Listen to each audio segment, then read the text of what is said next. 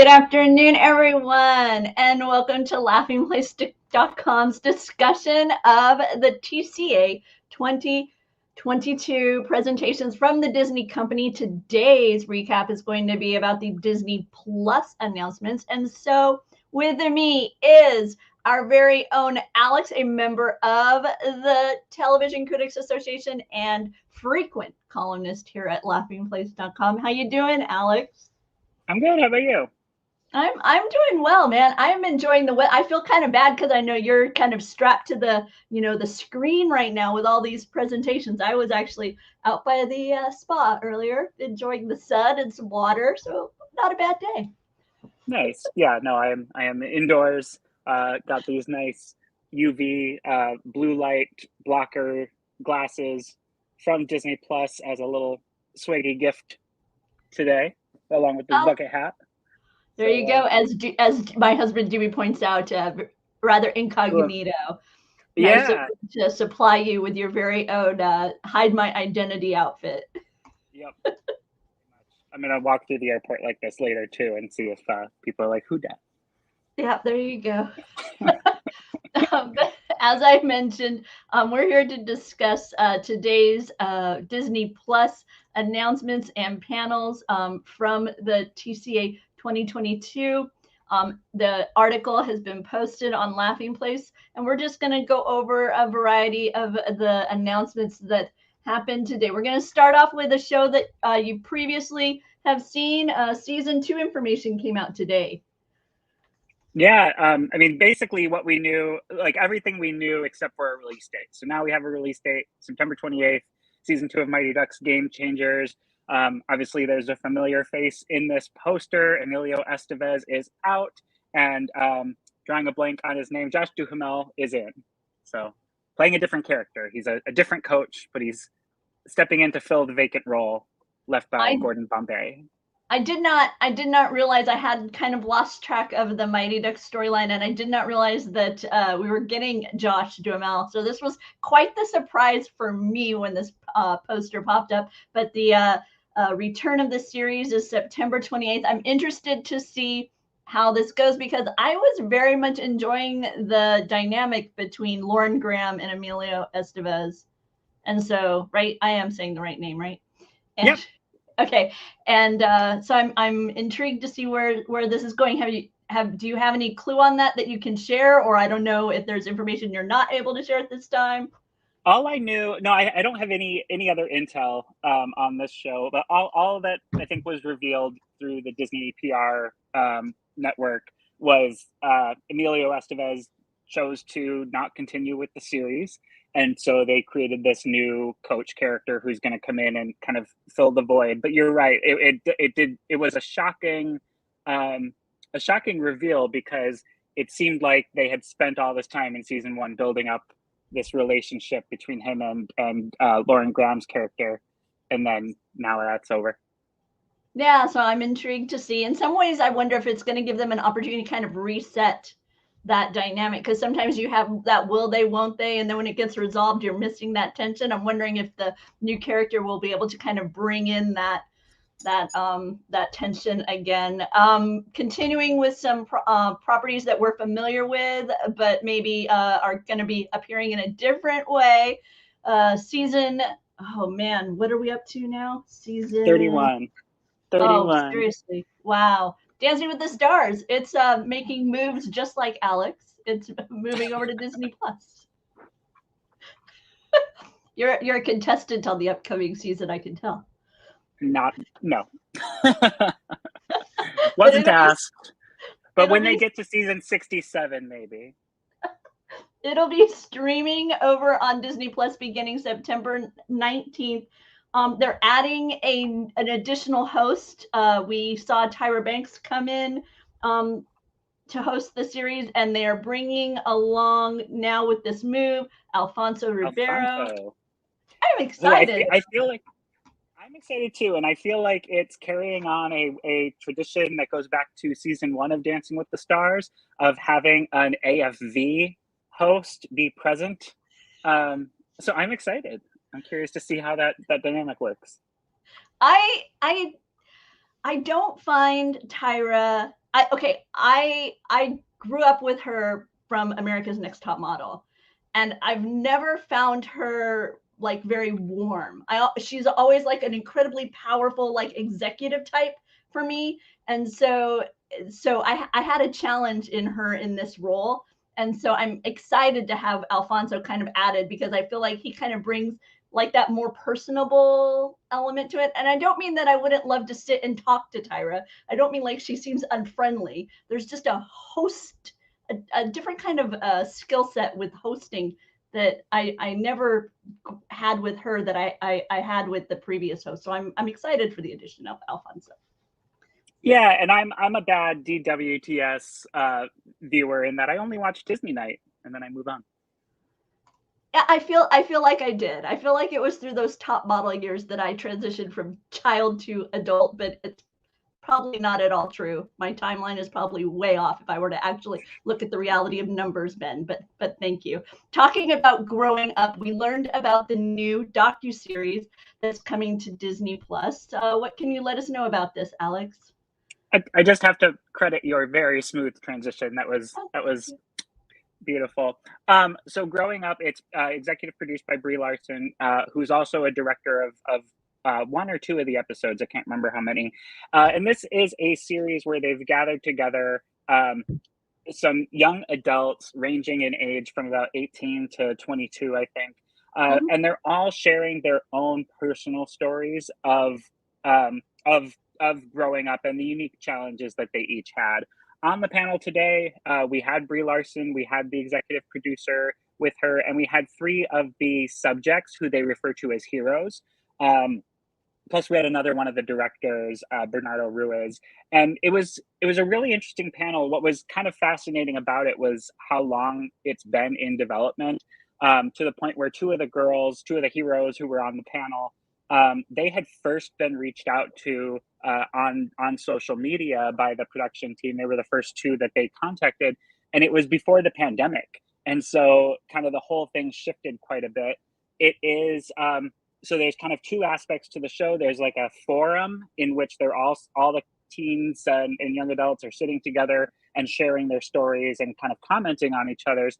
But then they also do kind of like reenactments. And because of the pandemic, they had to do everything on a set. So they went with a very stylized approach, lots of color through different lighting. And they talked about how that kind of creates like a rainbow prism effect when you add them all together at the end of the series, which is definitely reflected here in the poster. And yeah, it was an interesting panel. I mean, a lot of the conversation steered towards the importance of mental health and being self-aware to get through, big challenges in life. And yeah, it was nice. It was healing, I think, in many ways.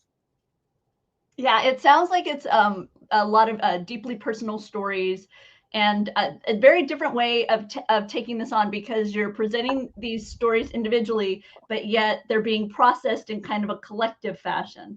So it's intriguing model. I'll be interested to see how it's received by its audience. So, yeah, it's sometimes like watching a group therapy session, and then they're each becoming the therapists for one another as it plays out. And there is like a series progression with it too. So like the last episode carries over some things from the previous episodes. Yeah, gotcha. It's one to check out, and that's coming on Disney Plus Day, which has moved to September 8th, in case you didn't know. There you go. And these are each going to be 30-minute episodes. Continuing with Disney Plus, but this is a series that's coming in August. It is She-Hulk Attorney at Law. Yeah, this one's coming up pretty quick here. This is going to be August 18th. And obviously a lot of buzz around this one, being yet another Marvel Studios film. This one includes series, not film, includes Mark Ruffalo carrying over his role as the Hulk. And this was a small but mighty panel. It was Tatiana Maslany, who plays Jennifer Walters / She-Hulk, Kat Coiro, who's a director on many of the episodes and an executive producer, and then Jessica Gao, who's the head writer and executive producer on the series. They really talked a lot about how the dynamic of Jessica Walters being a lawyer having worked so hard all her life to obtain some notoriety and not really gotten it, but then the moment she becomes a Hulk, she gets it so easily. That was something that was interesting that they talked about as a theme that they're exploring with the series. They talked a little bit about some of the backlash to the trailer, in particular the computer generated imagery for the She-Hulk herself, and Yeah. they talked a little bit about how, like, yes, visual effects studios are stretched pretty thin right now, and are complaining about the workload and the long hours. But in their opinion, the bulk of the chatter, it's not about the quality of the effects themselves, it's about the design of the character, and they kind of lean into that this is just a societal problem about women in media and their bodies anyway, and that they base this character's physicality off of real Olympic athletes who are women. And so, they were trying to go for something a little more realistic than what you get sometimes in the comics.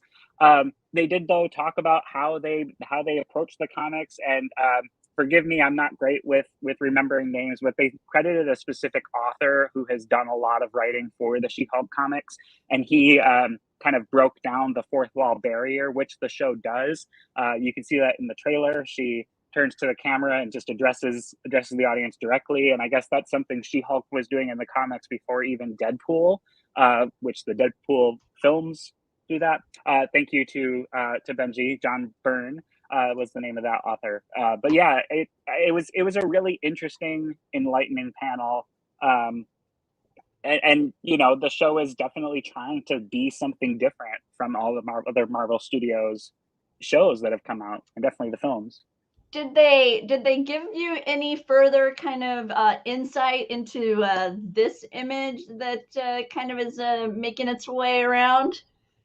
They didn't. I haven't seen this image before. Oh, I'm okay. assuming this is fan art. Yeah, It might be. I I think it thought, is. you know what? I'm going to double check because I thought I got it off of their account, but they may have retweeted somebody else. Oh, okay. I Oh, mean, it looks to me like the same leg and shoe from the teaser poster, just flipped around yeah. and No, you're standing right. on Deadpool. But they did talk about The internet may have Daredevil. got me.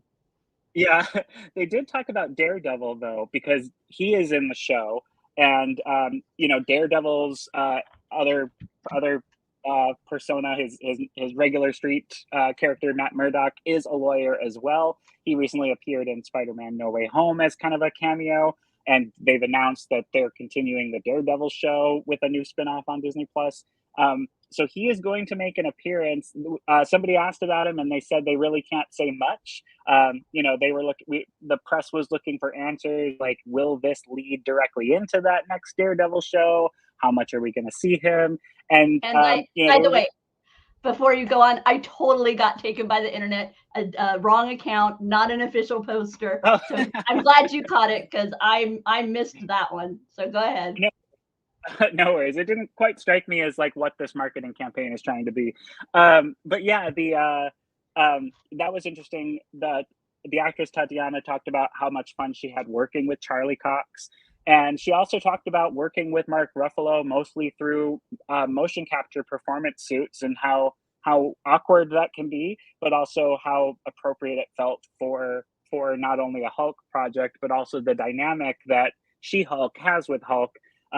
Because unlike Bruce Banner, who becomes kind of a little bit different in terms of his personality when he hulks out, She-Hulk retains all of her same cognitive functioning, and her powers of speech and her ability to practice law. She just then her demeanor completely changes. So she talked about that, how fun it was to kind of play a different version of the same character, whether she's walking into a room at 5'3" or she's walking to a room at 7 feet tall. And one of the other things I thought was interesting was their body double on set is a woman who is 6'7". And so Tatiana got to pick her brain a lot about, just how she feels moving through the world at that size as a woman and things like that. So it was really interesting. A lot of cool conversations out of this one. I'm excited to write this up and get an article out of it. And that'll be coming on laughingplays.com closer to August 18th. Oh, fantastic. And that reminds me, be sure to follow us on Twitter. We are laughing_place over on Twitter to keep updated on all things around the Disney Plus and the various reviews that Alex will be crafting on the site, or visit laughingplace.com.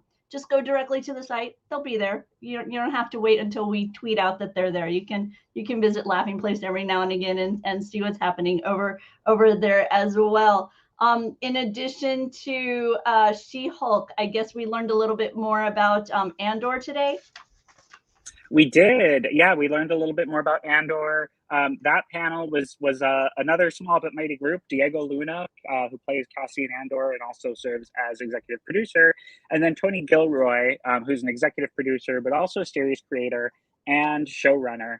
And in that, what was pretty interesting about it was hearing them talk about the planned arc of the series. They had already announced that it's going to be the first season of 2, and that each of those seasons will be 12 episodes. So this story will be 24 episodes in total.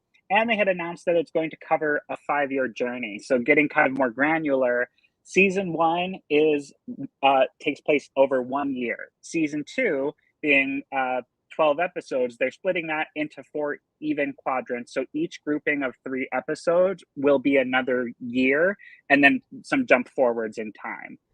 So you'll kind of get to see the progression of Cassian Andor as he goes from the person that we're going to meet in this series, who's not quite yet the person that we find in the introductory scene of Rogue One. And people were asking about that too, because when we meet him in Rogue One, he is in kind of a dark moment about to kill somebody. And so they talked about how this is going to take you right up to that moment, kind of justify his actions. You'll understand where his character's coming from when we meet him in that moment. Another big question that was kind of lingering when the project was originally announced, Alan Tudyk was on stage at Star Wars Celebration, and K2SO was going to be part of this. They've changed their mind at some point to the point where they don't actually know right now if K2SO will make an appearance at all in Andor. And they said if he does, they want to do it right. They don't want to kind of do it just for the sake of having a cameo of another Rogue One character. But they kind of cautioned that he can't be too well familiar with him, because they do still have kind of a fairly fresh relationship in the beginning of Rogue One. Somebody asked specifically about a Marvel Comics series that was, I think, called Andor and K2SO. And they said that they work with Lucasfilm on what they can and can't do, but they kind of beat around the bush of answering the question. It kind of sounded like maybe Tony Gilroy hadn't read that comic arc even, and he kept saying, we made the show we wanted to make, and we did it based on what Lucasfilm said we could do. So, they kind of skirted around that. Another big question that was kind of interesting and revealing to the production on this one was filmed in England, and they did not use the volumetric simulation that projected LED that's been so popular on The Mandalorian and Book of Boba Fett. And if you watch any of those Disney Gallery behind the scenes projects on Disney Plus, you get to see a lot of how they incorporate those. They didn't use them on at least season 1 of Andor. They weren't promising that they won't use it at all in the future. But somebody asked the reason why, and they basically said the scope of the sets on Andor were too vast. And if they were using volumetric, they would have kept hitting walls and having to stop and restage and back everything up and start over again. So they chose to just simplify it, go a little more old school, and do bigger backlot spaces for some of those scenes that would have otherwise been done on volumetric. Okay, and then Diego Luna appeared on The View. His interview was really interesting into how special the series is to him as a fan. And I just find him so charming. Every interview I have seen with him has just made me so much more excited about this series, even though it's not. I mean, he's an actor, so obviously, he is who he is, and then he's portraying this character. But there's just something about the way he embraces the role, embraces his craft, that just it gets me excited to see what he's about to bring to screen. So yeah, that will be coming September 21st. I don't know if you were able to, in the midst of everything else you had going on, see him on The View. I did not. I didn't realize he was on The View, but that is cool. And he did talk a little bit about that, and especially, you know, that this character arc of Cassian Andor is somewhat mirrored and reflective of his own journey and themes in his own personal life. So, you know, it seems like it's much more of a personal project to him than just a Star Wars project to get his name out there more. You know, he's definitely very passionate about it.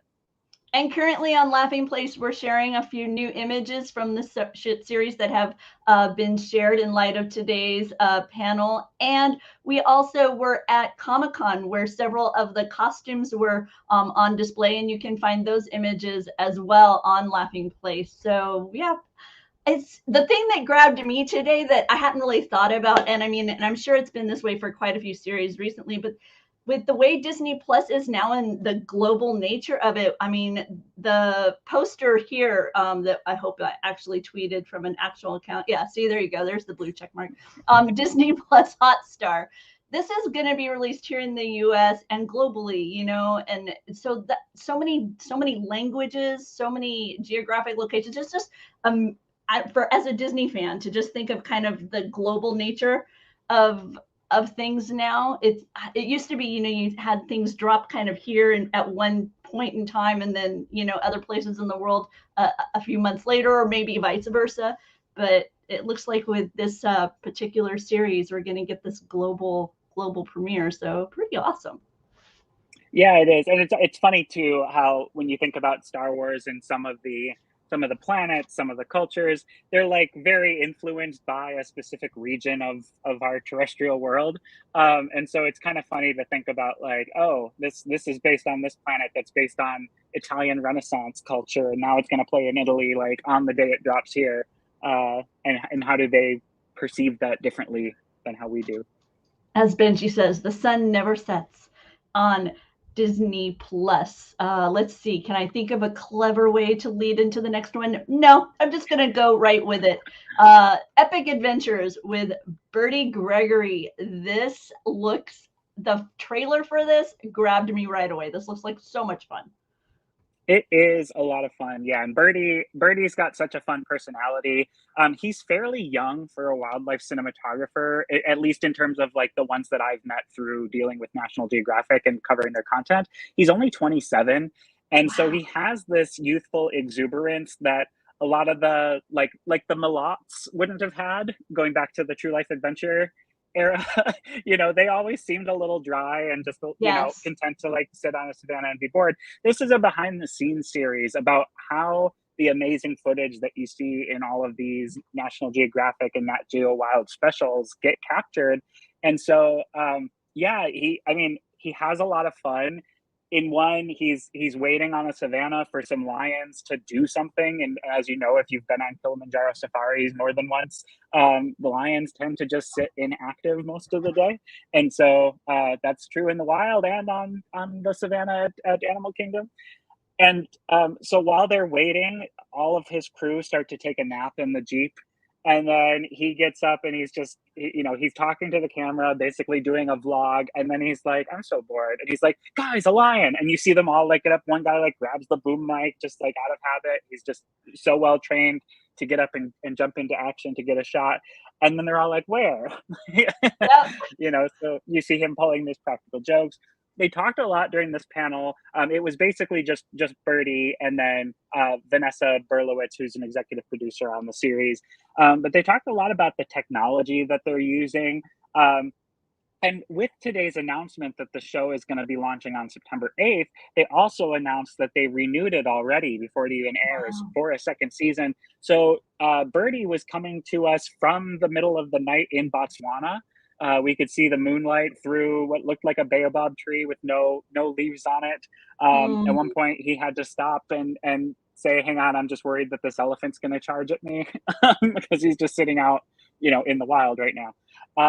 but he talked a lot about the technology that they're using. They used a camera that's typically done in film, used in films like cutting edge films, attached to the bottom of a helicopter, but they attached it to the front of a Jeep, so you can get kind of high quality point of view images as they're driving around different places. And yeah, it seems really fun. The other thing that I like about it is that it should, if you like Bertie, which you should because he's a fun guy, and you like watching this series, it should then hopefully kind of come full circle and make you want to watch the projects that he's capturing this footage for. So it potentially has kind of a snowball effect on all the other Nat Geo content, whether it's on Disney Plus or on their cable networks, or their streaming app or wherever. Yeah, no, lots of fun, high energy. That's coming September 8th. Epic Adventures with Bertie Gregory. It is this in my notes here it doesn't say, and I wasn't sure if they specified, is this like a one time, is this a series? Is this a one-off? Is this half hour? Nope, it's a series. They're each about an hour. Okay, about an hour. It's okay, that's episodic. what I was wondering. What they didn't say is whether or not this is going to be a mass launch. Growing Up will be. So Growing Up, the entire series is going to hit on September 8th. Okay. The Bertie Gregory show, I'm not sure if this is going to be all episodes at once or if they're going to roll them out individually. But I feel like National Geographic typically goes with the hit you with everything and let you watch it whenever you want methodology on their Disney Plus projects. So I think that's what we're going to get. Okay, and then another amazing National Geographic project, Supernatural, is coming September 21st. And this one, they unveiled this poster, they unveiled a new trailer. We didn't really get anything else through TCA for it, but it does come from James Cameron. As many people know, he was very much inspired by bioluminescence on the Avatar film and the upcoming sequels. And so this takes a closer look at some of those incredible aspects of that animals here on Earth have that people might not necessarily be paying much attention to. I think that was a look at echolocation, things like that, and the ability of life in dark places to create their own light in order to communicate primarily is really mind-blowing. We can't do that. We think of ourselves as humans as pretty advanced, but when you start to learn more about the natural world around you, it really is amazing what all these animals have to teach us. It's narrated by Benedict Cumberbatch, so it has this air of mystique and strength to it as I was listening.